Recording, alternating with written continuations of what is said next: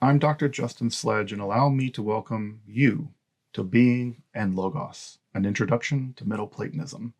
This seminar hopes to explore the philosophical foundations, especially in metaphysics, at the heart of Western philosophy following the death of Plato and before the rise of Plotinus in Neo-Platonism. But really importantly, this seminar is an example, an experiment really, in crowd-funded university-level education. No paywalls, no subscriptions, no fees, just here's a class for free. And that's only really possible through the generous support of my Patreon. If you want to support this project, please consider taking a look down below at the links for my Patreon. But otherwise, I'm honored to welcome you to this course as we explore the fascinating philosophical developments at the very heart, at the very origin of Christianity, of Hermeticism, of Gnosticism, and the foundations of Western Esotericism. Welcome to Being and Logos. All right, everyone. Welcome back to our ongoing, soon-to-be summer seminar on Middle Platonism. And in some sense, today we really get into Middle Platonism. But before Middle Platonism, we have a kind of funny moment in the history of philosophy. If you think back to that old phrase by Alfred North Whitehead that all of Western philosophy is footnotes to Plato, which is interesting because for about 200 years, Platonism seems to have gone extinct. And following Polemon, there's no evidence that there was a scholarch in the academy, and it seems like the academy as an institution went dark. And so during this time period, it looks like what we have is that with the rise of academic skepticism, that is to say, academic skepticism, the position that was ultimately adopted by Arcesilaus and the folks that come after, is that they actually take a position that nothing is knowable. And in some sense, this is a return not to Platonism, but in a sense, a return to Socratism, to the Socratic method, where one asks questions and ultimately the end result is an aporia. Although in the case of the academic skeptics, this is a much deeper kind of skepticism. Socrates, of course, is trying to get to the truth through the method of diaresis, through dividing, through the method of disjunction. That does not seem to be what the skeptics are doing at all. And so in some sense, this represents what I would call the Platonic Dark Ages. That is to say, Platonism just goes extinct. We don't see people reading Plato. We don't see anyone claiming to defend his position. We don't see anyone sort of taking up the mantle of Platonism, and therefore, in some sense, it has gone extinct. And what we see increasingly at this time period is a shift away from speculative metaphysics in general to a really hardcore emphasis on how to live your best life, how to cope with reality. And we already see some of that in Polemon already. We know that Polemon was more interested in ethics and the good life than he was speculative metaphysics. And one of the things that I argue is that part of what is militating this shift toward speculative, away from speculative metaphysics and toward basically what we call the coping philosophies, is that life is getting increasingly messy for the Athenians, for the Athenian elite. You know, the Athenian elite and all of these philosophers that we've been talking about represent the upper crust of the Athenian world. And part of what's happening is their world's coming apart. In the very brief time between the end of the Peloponnesian War, the tyranny of the 30, and the rise of Philip of Macedon, that's a very tiny window of just about a generation and a half. And with the rise of Philip of Macedon, what ends up happening is these guys who think of themselves as really the top of the world are now being ruled over by people that they have traditionally thought to be the worst, right? Aside from the Persians, of course, everyone knows the Greeks hated the Persians, but the Macedonians, man, are just like the worst of the barbarians. And the idea of being ruled over by a Macedonian, and not just being ruled over, but having a king. It's not even the idea that the tyranny of the 30s, at least a kind of oligarchy. With the rise of Philip of Macedon and ultimately his son Alexander, they are being ruled over by basically dictators. And this is just horrifying to the Athenian upper crust. And unsurprising, what emerges are what I sometimes refer to as the coping philosophies. Cynicism emerges, skepticism emerges, Epicureanism emerges, and of course, Stoicism really takes center of the show. We have here a bust of Chrysippus, really the founder in some sense of Stoicism, aside from Zeno of Citium, but certainly the systematizer of Stoicism, Chrysippus. And I think that the social turbulence of this period really in some ways militated this shift away from speculative metaphysics in the direction of how to live a life, typically a life of calmness, of ataraxia for the Epicureans, of eudaimonia for the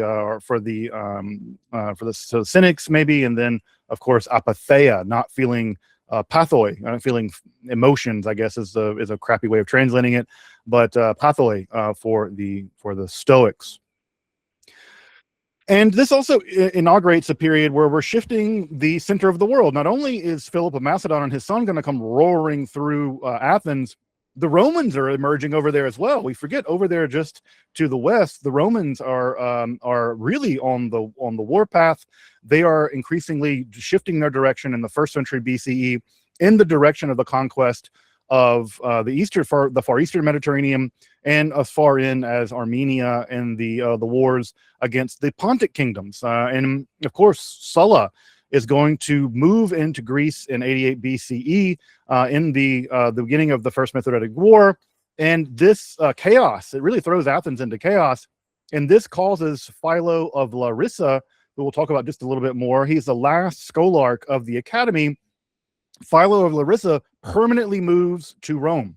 So the academy, in terms of being an Athenian institution, completely comes to an end with Philo of Larissa. So he flees to Rome, and we know that both the academy and the Lyceum and a lot of other buildings in Athens were destroyed during Sulla's onslaught in 86 BCE.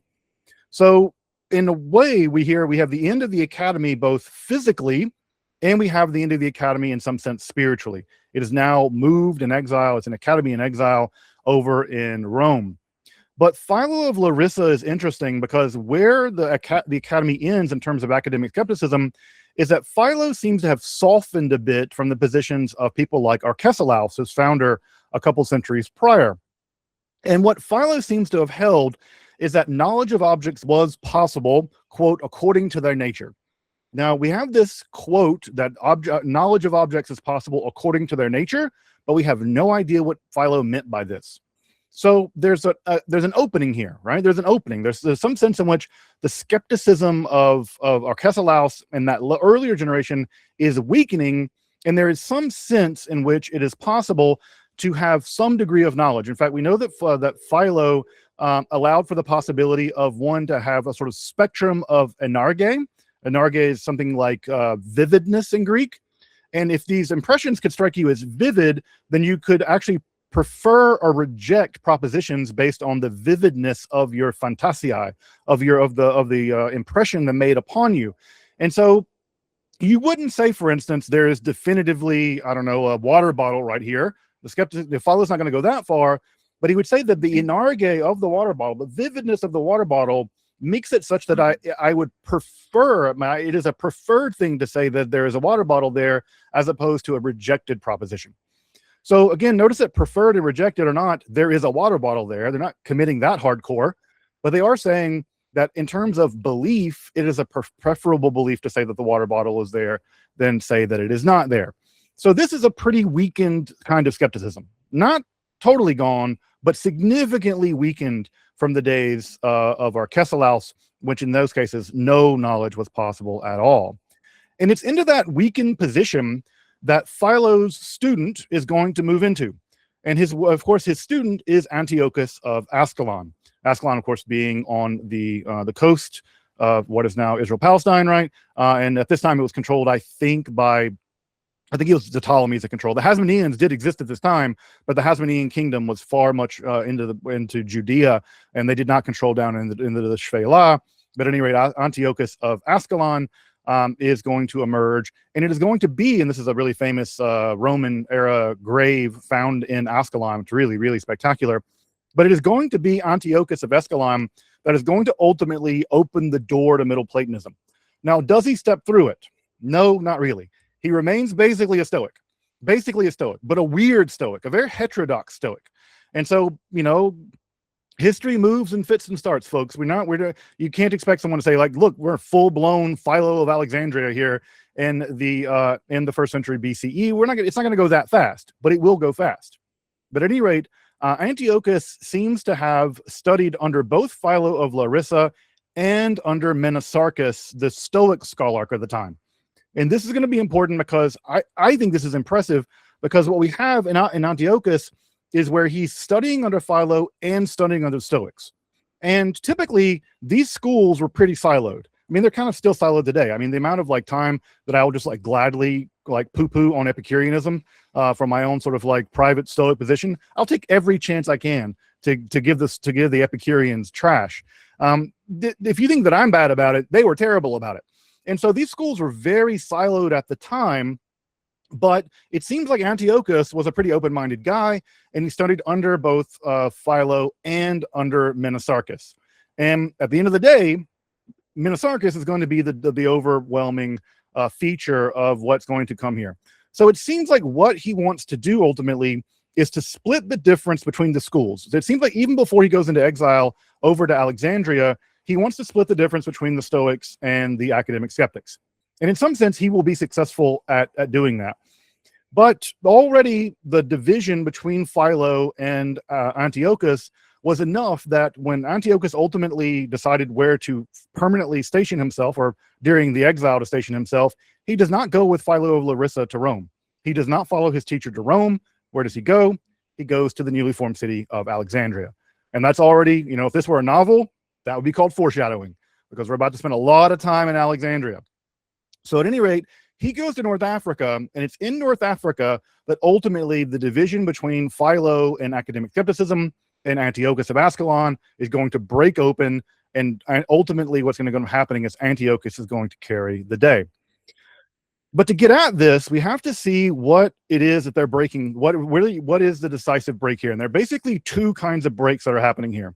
There's a philosophical break, and there is a religion or a philosophical integrity break, which we'll come to in just a minute. But the core philosophical break that Antiochus brings is that Antiochus ultimately adopts Stoic epistemology. It's a kind of weakened version of the Stoic epistemology that we find in Chrysippus, but he ultimately does adopt a form of Stoic epistemology. And to get at that, I need to talk a little bit about Stoic epistemology for just a bit. At the core of the Stoic skeptic debate was whether or not knowledge was possible. The skeptics felt that it wasn't and argued pretty hardcore that it was not possible. The Stoics argued that it was possible under a very rigorous epistemological regime. So let's get into what the Stoics thought knowledge was and how they thought that it was possible. For the Stoics, knowledge, or episteme, is, and I'm going to use a bunch of Greek words here and we'll unpack it in just a minute, it is strong synkatathesis to a cataleptic fantasia. Now, I know that's just a string of Greek words, but let's unpack each one of them. So a strong assent to a graspable impression. That's what catalepsis means. It means to grab onto. So let's talk about strong versus weak assent. So strong assent, weak assent is, let's imagine you see someone coming over, walking in a big field, right? And you see someone coming over a big field, and it kind of looks like a friend of yours. And you ask yourself, is that my friend Justin? And you might think, you know, he has a beard, glasses, it could be him, right? Let's say it's a foggy day. You can't quite make him out, but if someone asks you, do you think that's Justin? You go, yeah, that's weak assent, right? That's weak assent. It's like, yeah, it could be him. It may be likely him, but I'm not really committing myself to that position. I'm not going to die on the hill of that. A strong assent is, as you can imagine, complete certainty, mental certainty about an impression. And I'm going to stretch this a little bit, but it's something like, you know, am I seeing a water bottle in front of me? Yeah. I don't think I could be dissuaded. I don't think that there's anyone in the world who would have the ability to convince me that I'm not seeing a water bottle. And in some sense, if someone, you know, God forbid, you know, said, look, you're going to have to, like, you know, if the water ball's not there, then you have to be shot or something, God forbid. And I'm like, no, I'm going to go with the water ball being there. I'm pretty sure it's there. So that's a strong assent, right? That's a strong assent. So you have to strongly assent to what? We have to strongly assent to cataleptic impressions. So always, according to the Stoics, we're being bombarded with impressions. They sort of imagine, right, that what's happening is we're being bombarded with impressions, and some of those are cataleptic and some of those are not. So what is a cataleptic impression?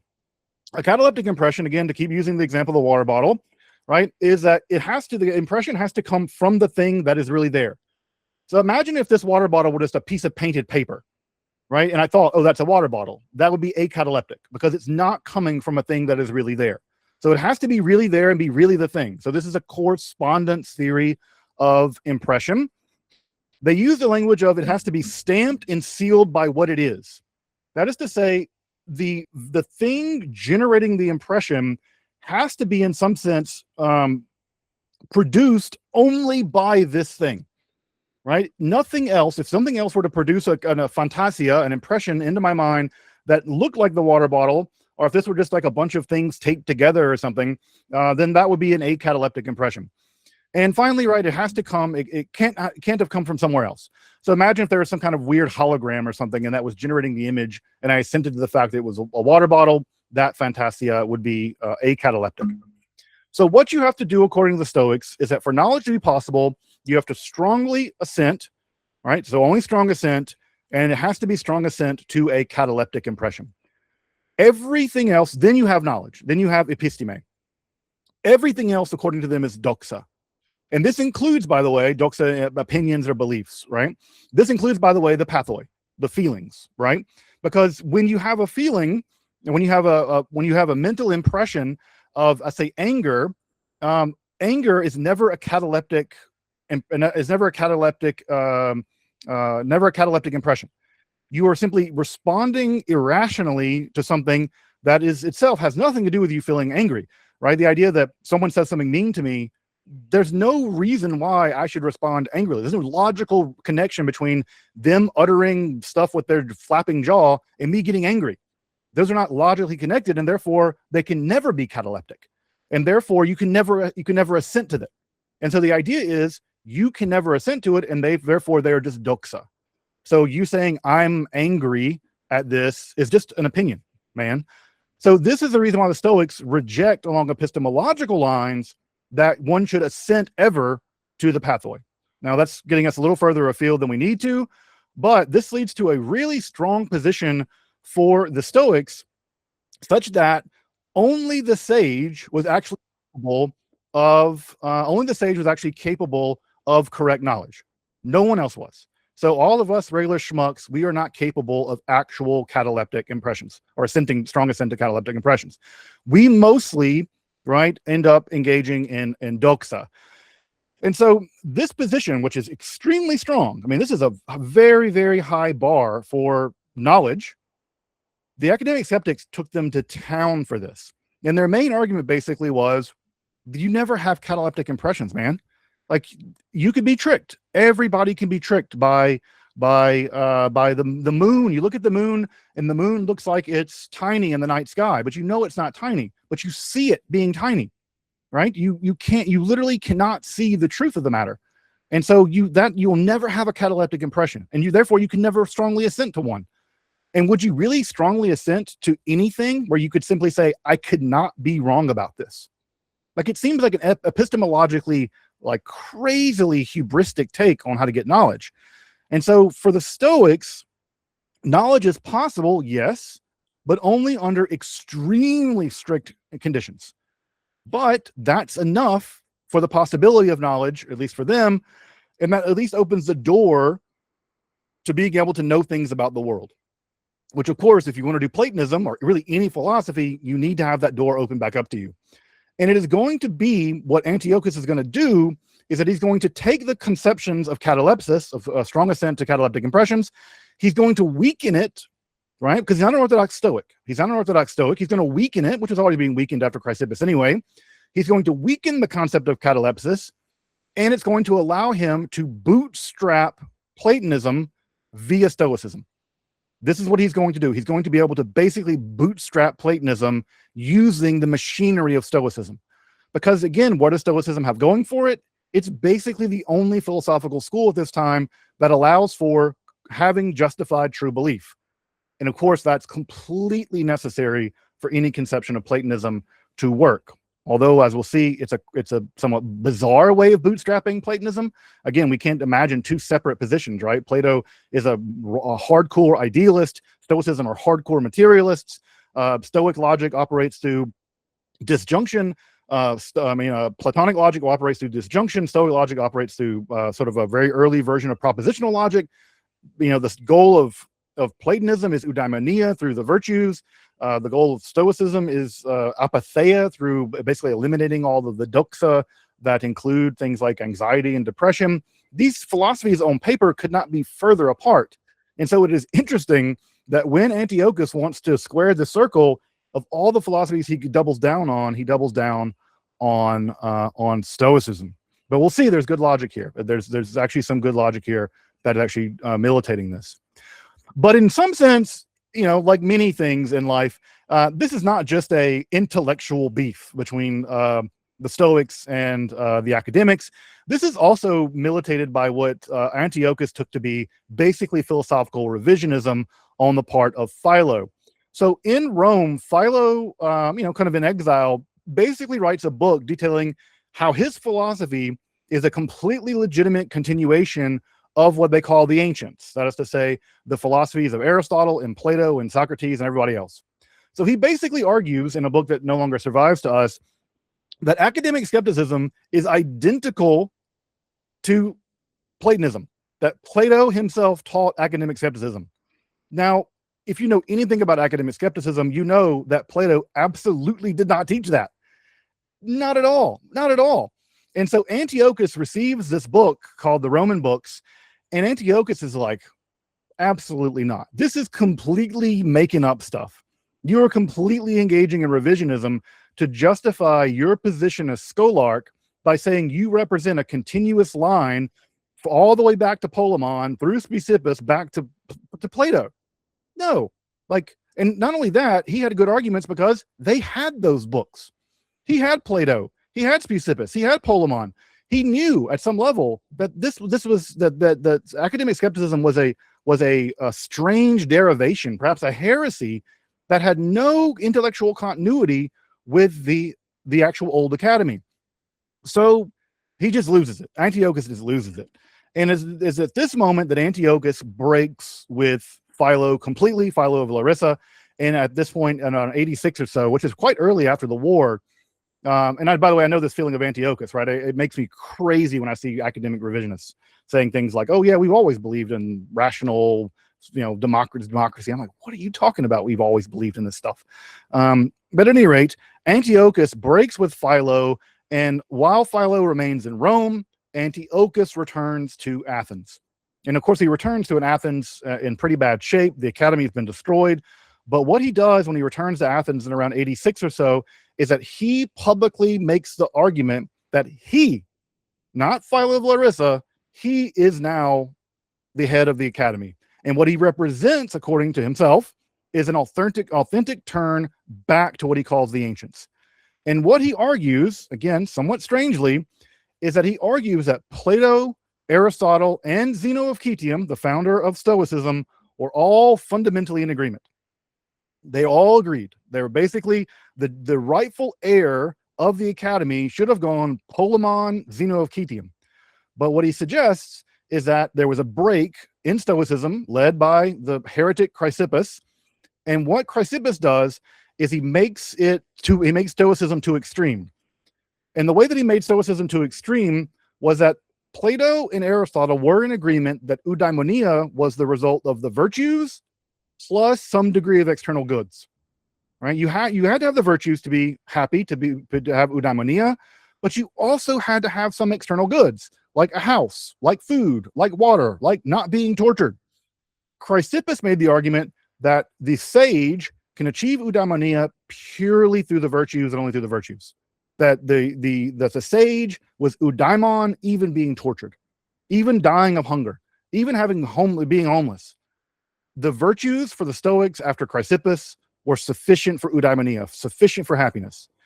What Antiochus argues is that that's a derivation from the true position of Zeno and of Plato and Aristotle that said, no, the virtues plus some of the external goods are themselves necessary and sufficient for happiness, eudaimonia. I don't like the phrase happiness for eudaimonia because whatever Aristotle and Plato meant by eudaimonia doesn't mean happiness. Because we have phrases like bliss is ignorance, or ignorance is bliss. Plato would have recoiled in horror at that idea. So we have a really, we think that you could, for instance, be relatively stupid and be happy, Aristotle and Plato would have been like, no, you can't be stupid and happy. It's not. There's no eudaimonia. So our conception of happiness is not eudaimonia according to Plato and Aristotle. At any rate, what he wants to do is he wants to go back to Polemon, basically, and say that after Polemon, the academy went off the rails. And it went off the rails both in terms of academic skepticism and in terms of orthodox Stoicism. And therefore, Antiochus sets himself up, as a great example of branding, he sets himself up as the inheritor of the true academy, the true person there being Polemon. And the way that he does this is that he wants to return to what he takes to be the authentic Stoic doctrines of Zeno of Citium. And he thinks that at the core of the philosophy that unites Zeno, Plato, and Aristotle, which sometimes it's just says bizarre for me to be saying this because I can't imagine anything like this being true, but it doesn't matter what I believe. At the core of this were two principal things that Antiochus thought united Plato, Aristotle, and Zeno. And that is the criterion of truth, right? And this gives him the epistemology he needs to be able to know things, which is kind of important for any form of Platonism.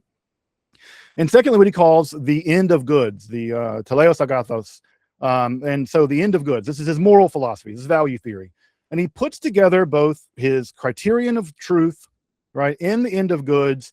And he thinks that these two together will represent an authentic turn back to what he calls the old academy. And this is sort of funny because he refers to his academy as the old academy. He's calling himself the old academy, which is confusing because it's old and new at the same time, whatever.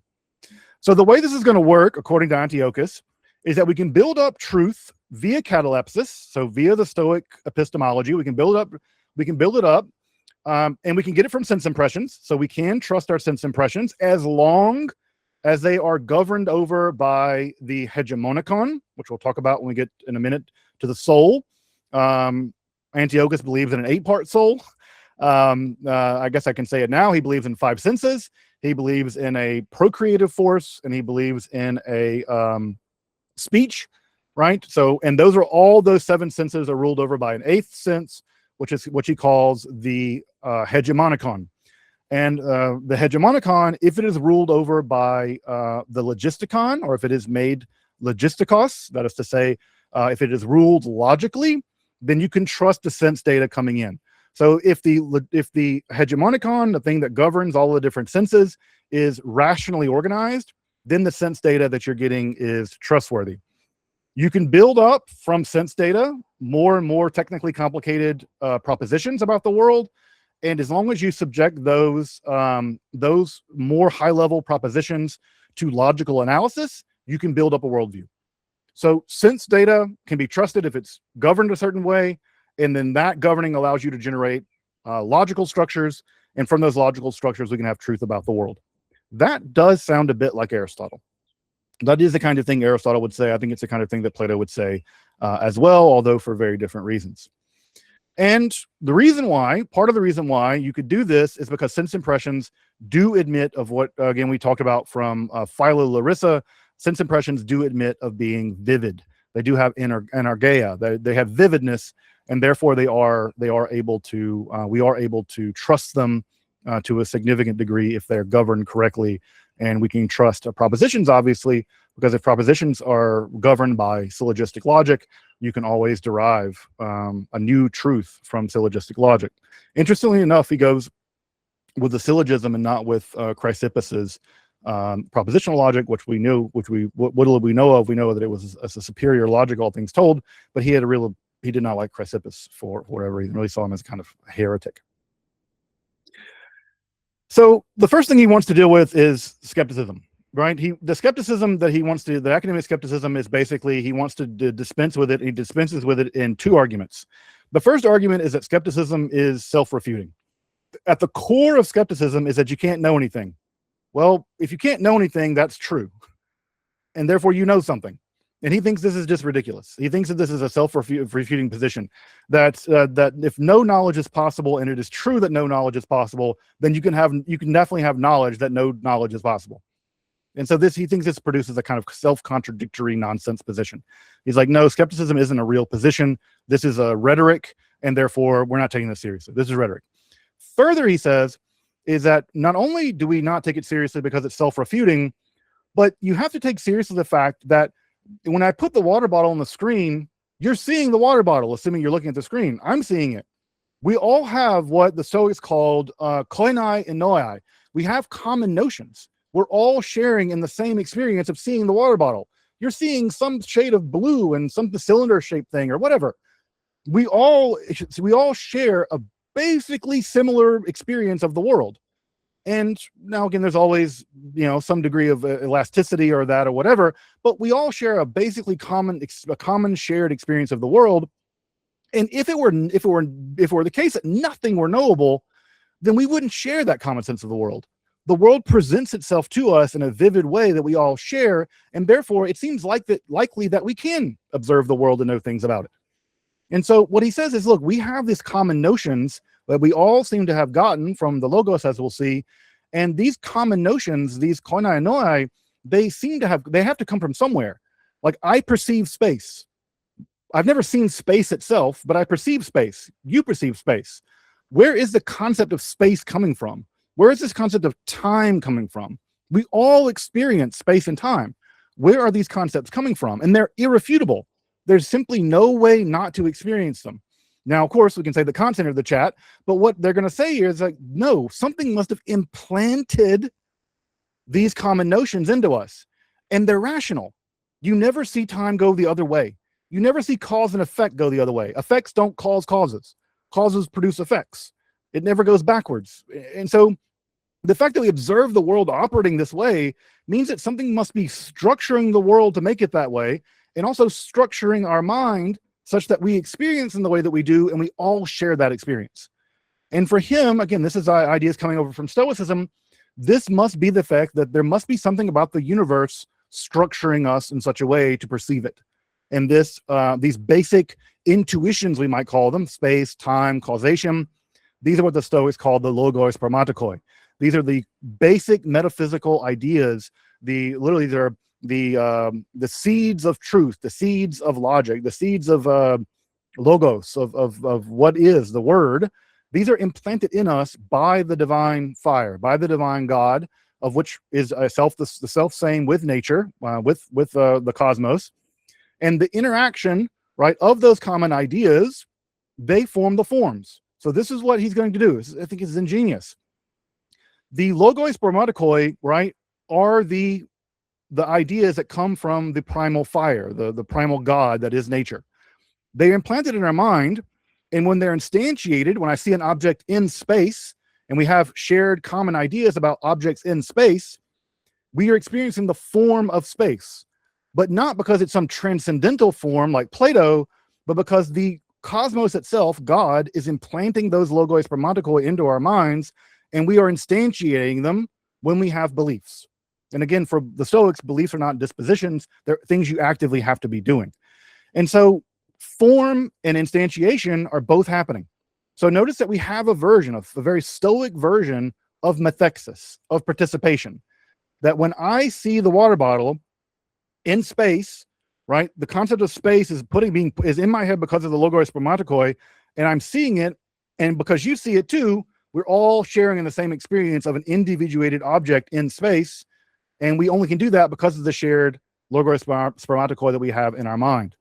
And so what's happening is the formal structure of the water bottle, or to be able to observe the water bottle as blue or cylindrical or in space or whatever rather than that being participating in a transcendental formal object for Plato, what's happening here is that those ideas are being implanted in me by God, and I'm experiencing it along with you. And therefore, we can say, yes, this is an individuated object participating in a common notion, like a form, and we all share the same concept of it, and we can have knowledge of it together. So this is a cool way. I think it's an absolutely ingenious way that basically what happens here is Antiochus is getting the forms back, but getting them back not as transcendental, amaterial ideas, but getting them back as material instantiations via Stoicism. So it is, I think, an incredibly ingenious move to basically get the forms back, but to get the forms back under basically a Stoic mechanic. What else does he do? He also says the demiurge and the world soul, which were the big ideas coming from Plato via Timaeus and ultimately from Speusippus and Xenocrates, he says they're not transcendental to the world. They're immanent in the world, and it is simply the divine logos. And as you may know from Stoicism, the Stoics held that the divine logos, the divine world or divine word, was the fire, the pneuma that pervaded all reality and structures it so as to be intelligible. And therefore, God or the demiurge or the world soul are no longer outside of the physical cosmos. They are now immanent to the physical cosmos as the divine principle, which makes the world intelligible to us as such. So we get the demiurge back. But the demiurge is no longer an entity in sort of eternity outside of the cosmos, making the cosmos by impressing the forms into matter. Rather, now we have an immanent demiurge. The demiurge is literally producing reality and rendering it intelligible to us at all times, right? So a rather, what's the correct word? Immanent version of this. Further, in the Platonic worldview, right, we have the idea that form is impressed into matter, and that's how, imperfectly, right, and that's how you get physical objects. That's not going to work for Antiochus. So what does he do? He goes in the Stoic direction. He says that it's not immaterial forms being impressed into material matter. Rather, the universe is just a field, the pneumatic field of the primal divine fire. And that primal divine fire is in some sense originally completely uniform, but it bunches up in tensions. What the Stoics called tonoi. It's a good word, like qualifications that gets sometimes translated poia. But these tensions, these tonoi, right, are like vibrational changes in the field of the pneuma, and that is what individual objects are. So what I am, what the water bottle is, what you are, is that you are regions of the divine pneuma, which are modulated in such a way, qualified in such a way that they represent a specific tension, a tonoi, in the pneuma, and that's what any physical object is. Because the truth of the matter for the Stoics is everything is just God. Everything is just the logos. Everything is just the pneuma. But it's differentiated not by being pinched off and made into individually isolated objects like it is for the Epicureans, but rather you're a region of it at a specific tension, at a specific frequency, at a specific vibration. I know that sounds really New Agey, right? Because that's the way New Agey people talk, but that's the way the Stoics talked. They get this language from music, right? They think that what makes an A string or the sound of a specific note on a lyre, when you pluck it, is because it's stretched, it has a tension that produces that particular sound. Well, you are the sound being produced in the field of being that is God. You're just tuned to a very specific U frequency. And so what he says is, we don't have forms impressed into matter, we have tonoi of the pneuma. That's the Stoic version of what Plato is doing. And how is it that how is it that everything is intelligible, not just random sound or random tensions? Because the logos is logical. The logos is a divine mind, and it tunes everything to produce a harmony, and everything is in a great harmony. So sounds really, really, again, tonal. You can hear the word tone in that, I suppose. But this sounds super New Agey, but this is the way the Stoics thought, and this is the way that Antiochus is going to adapt Stoic ideas to basically rebuild Platonism. So we have in Antiochus a radically immanentized version of Platonism. He's translating the metaphysics of Plato into the immanent metaphysics of Stoicism. Now, if you buy that or not is a different story, but that's what he's doing. And I think he's doing it in a relatively ingenious way. We get the forms back. Although in a very particular kind of way. Further, Antiochus is all about ethics. In fact, it seems like he didn't even care that much about metaphysics. It was really ethics that bothered him. And he says, that also makes me an authentic Platonist. Why? Because that's where we lost the thread. Polemon, you'll remember, was also primarily concerned about ethics over speculative metaphysics. And what Antiochus argues is, I'm just carrying that tradition forward. I'm just carrying the tradition of the concern about this forward. Now, what he interjects is a totally different conception of ethics from Plato. He adopts, again, the Stoic notion of oikeiosis. Oikiosis is a different word. It's a difficult word to translate it. You can see the word home there. Oikos, right, means home. And literally it means like homeliness or something, hominess. But oikiosis, we typically translate as familiarization or belonging or something like this. So the way this works is I am oikeon to my own body. I am at home in my own body. And I defend my own body, right? I want to defend my body. Someone tries to hurt me, but I'm going to defend myself because I'm oikeon. This is myself is my body. Now, naturally, by nature, again, very stoic, by nature, my offspring are also oikeon to me. They are also part of my home. I see them as extensions of me. I see myself in them. And because I see myself in them and me in them and them in me, I also am oikeon to them. I want to hold them close. Well, my fellow countrymen, my ethnos, you know, I see someone, they kind of look like me. They wear the same kind of weird hat I do. You know, they kind of talk with their hands in this kind of way. I know them. They're my people. And so I see myself in them and they are oikeon to me. And therefore I want to protect them and I want what's best for them. I want what's best for them, my countrymen, all the way to mankind as a whole. Because when I look at a human being, no matter how different they look for me, they are oikeon to me. I recognize them as human, right? And nothing human is alien to me. So we do this, right? We want to take care of ourselves, take care of our offspring, and take care of our families. And animals naturally know how to do that, right? As soon as an elephant has a baby elephant, they naturally know how to do everything to achieve elephant nature, right? Mice know how to achieve mice nature. We're weird. The Stoics point out that the way that how is it that I treat you good? How is it that I treat you well? How is it that I treat my fellow country people well? I don't know. I don't know how, right? I mean, again, we say this sometimes, like, right? Does when you have a kid, does it come with a manual? No, we have no idea how to be parents. We have to make it up as we go. Some people do a better job of that than others. The question then is exactly what is appropriate, kathekon, what is kathekonta, in terms of human beings related to other human beings. How do we do this? How do we act according to nature vis-a-vis other human beings? And this, by the way, the Stoics held this idea of oikeiosis.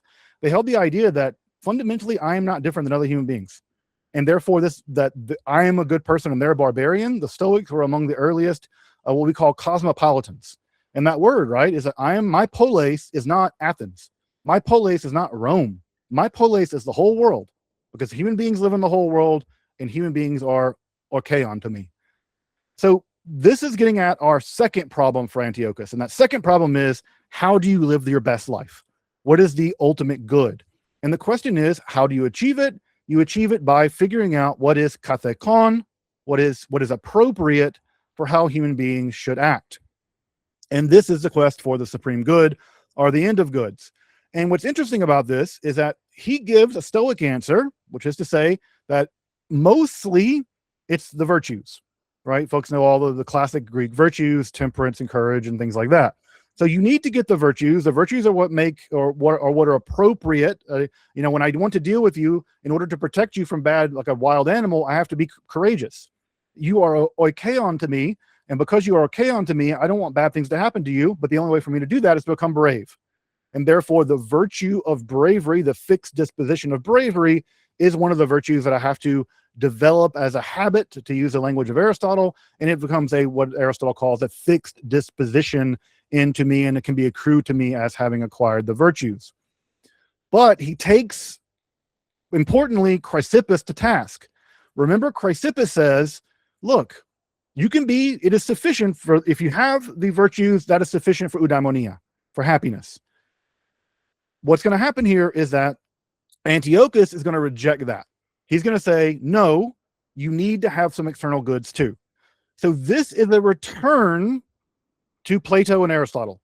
So, and again, there's some questions about Zeno of Citium, whether or not Zeno of Citium seemed to have believed that you need external goods. I think that he did not believe that. I think that Antiochus is wrong, but whatever. The idea here is he's moderating the extreme Stoic position that virtue is sufficient for eudaimonia, and in sort of giving a concession to the academy and to Plato and Aristotle, saying, no, right, you can actually have happiness through oikeiosis You can achieve oikiosis via, you achieve eudaimonia by undergoing the process of oikiosis, and happiness, eudaimonia, is the virtues with the external goods, And in that way, you become truly cosmopolitan. So again, notice that here, what he's doing is he is establishing ethically himself much closer to Plato and Aristotle than he is to Orthodox Stoicism. All right. So, but he also says that apatheia is the goal. So notice here, right? Because he is building all of this on the foundation of catalepsis. The goal is still to purge yourself of assenting to doxa, assenting to opinions, some of which are the pathoi, the emotions, and this actually takes him away from Aristotle, because you'll know that Aristotle, remember, he believes that the passions should be moderated. So it's metriopatheia, not apatheia, the way that it is for the Stoics. So notice again, he's splitting the difference between Orthodox Stoicism, Orthodox Platonism, Orthodox Aristotelianism, and he's finding ways to kind of make them all talk together and make them all work together to some degree. Now, again, are you buying this? I don't know, but it is ingenious, and it is typical of the kind of syncretism that we're going to see in the rest of Middle Platonism in general. A few other things that he sort of incorporates into Middle Platonism that are worth mentioning as well. Stoicism and Aristotle probably both believed in and that the fate for them was a real thing. That is to say, they rejected free will. It's debate about Aristotle, to what degree Aristotle rejected free will. The Stoics definitely rejected free will. For them, there was, everything was necessarily fated, because the logos is infinitely good, and the world must be the way that it is in every aspect for it to be good, and therefore there is no free will whatsoever. What Antiochus does is sort of, again, split the difference. How does he split the difference? He says that the four material causes, earth, air, fire, and water, those are fated, right? The interaction of materiality is fated. There's no changing the interaction of materiality. It will always be what it is. What is not fated for Antiochus is the will. The will is somehow free, and therefore you can choose how you interact with the fatedness of matter, right? So if, God forbid, this were to fall on me, right, I can't stop the house from falling on me. That was fated. Material causes, an earthquake happens and there things fall on me. I can't do much about that. The question is, what can I do? I can control my will. And so I can say, all right, the house is falling on me. I need to figure out a way to get out of this. Or I can boo-hoo, the house fell on me. Everything's bad. Everything hates me. I'm going to be a sad little boy about it. He says, you can decide how you react to things. You can't change the material world around you. It's fated, but your will is free to determine how you interact with things. You are ultimately responsible for your willful interactions. But the Logos loves you. The Logos is beneficent, right? The Logos God is beneficent. And what does God do? God does us a solid. God impresses into reality God's will, and even the future of God's will. God gives us clues about what might be coming. And where does God impress the future into the world? In the stars. The stars are aligned in such a way as to basically indicate to us what's coming. And if we do astrology, which the Stoics were fans of astrology, and Antiochus will be, and Middle Platonism definitely will be, if you know what's coming, guess what you can do? You can get your will ready for it. If you know that war is coming, because you can read the stars correctly, or plague is coming, then you can be like, all right, war is coming. I need to get ready for that. I need to get my will ready for the reality of war coming. So this is a practical upshoot of the ultimate Stoic game of achieving apatheia. Because if you know war is coming, you can make sure that, when you see everybody get slaughtered or whatever, you don't get too upset about it. So the idea is God is basically telling you what's coming. And if you learn to read this, it's a thing you can do. Further, you can even read it in the bodies of animals. And so this is a Stoic defense of divination via looking, for instance, at the livers of animals. This is an Etruscan liver diagram, whereby you can look at the liver of an animal, and God has impressed God's will into the liver of this animal for whatever reason. And you can study their liver or look at the flights of birds and all kinds of other things, and you can learn the will of God by studying nature. So this is Antiochus continuing the dedication in Stoicism to divination.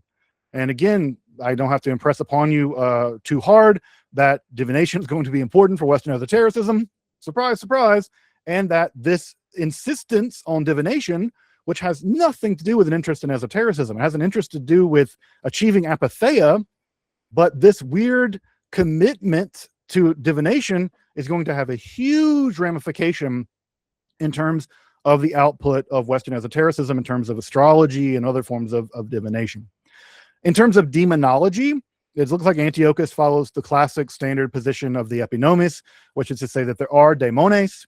The daemones are part of the chain of divine beings, and our argument going back to Socrates, and the daemones live in the realm beneath the moon and above the earth. So it's very standard, classic demonology. But again, it's not that interesting that that he sort of accepts and standardizes the basic standard demonology of the day, is that he has a demonology. Because do you think the academic skeptics had a demonology? Of course not, right? They just don't, that's not a part of what they do. And so what's important here is that by simply renovating and bringing back in demonology as a respectable thing to be studying in philosophy, he's allowing for much later on for demonology to become a huge part, for instance, of Christianity. So this is this philosophical shift that Antiochus is doing by reincorporating classic demonology from the epinomis is going to have huge ramifications in Plutarch, in Philo, in Bible, and Western esotericism, magic, etc., etc. I mentioned also that he has an 8-part soul, and what he really believed, by the way, is that the soul is not really a thing separate from you. It is just the configuration of God in a local region, right? Your intelligence is just the configuration of God's intelligence in a local region. But like I mentioned, right, it can be divided into 8 faculties, but not 3 parts, the way that it was for Plato.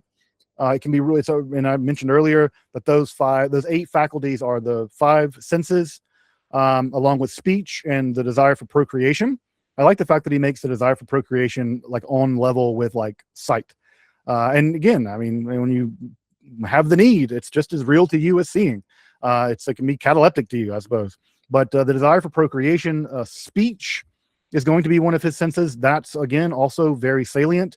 Speech is also going to be incredibly important in the development of Western esotericism. So putting speech right there with hearing and seeing is really important. And finally, this is all ruled over by sort of one sense to rule them all. And that, of course, is the hegemonicon. And if it is properly functioning, it is typically referred to as the logisticon, coming again over from Stoicism. So the importance in many ways of Antiochus of Ascalon is to basically resurrect Plato, at least in spirit. Is this Platonism? No. This is like Stoicism doing a Platonic dance or something. It's really weird. But he at least opens the door back up to taking Plato seriously and saying, hey, look, Plato believed, like Plato was one of the ancients, Aristotle was one of the ancients, Zeno was one of the ancients, and their philosophy was fundamentally true in a way that skepticism and other stuff, Orthodox Stoicism or whatever, is not. And this accepting the rank of scholarch in a new academy, a new old academy, at least opens the door to a return to Plato. It gets people reading Plato again. It gets people interested in speculative metaphysics again. And that interest away from academic skepticism to some degree of Platonic knowledge is interesting here because he's bootstrapping it with Stoicism. Now, did he ever get out of Stoicism? No, right? He remains fully a Stoic. Now, he's a weird heterodox Stoic, a liberal Stoic, a Platonizing Stoic, we might say. But at the end of the day, this syncretizing is going to make Middle-Platonism. Syncretism is the name of the game in this.